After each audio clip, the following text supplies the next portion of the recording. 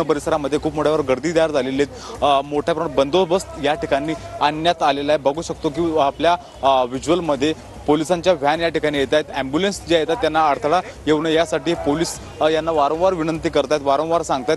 संपूर्ण परिसरामध्ये छावणीचं स्वरूप या ठिकाणी आलेले आहेत। आतमध्ये भाभर रुग्णालयामध्ये 27 जणांवरती उपचार सुरू आहेत। त्यामध्ये काही पोलीस सुद्धा आहेत।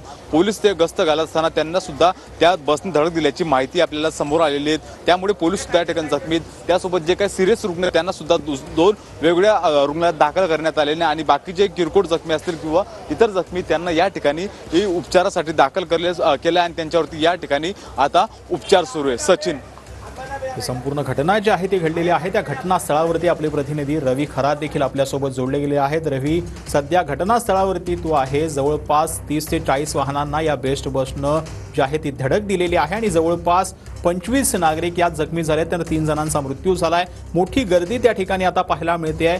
ती बस हटवण्यात आलेली आहे का? सध्या घटनास्थळाचा अपडेट काय?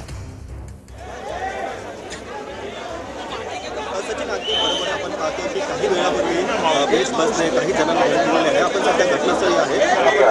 कृपया सहकार्य करा।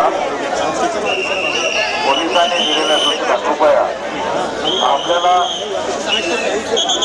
सूचना करण्यात येते, विनंती करण्यात येते। दोन जणांचा हा जागीच मृत्यू झालेला आहे। एक जणांचा जो राजाला घेऊन मृत्यू आहे तो मात्र काही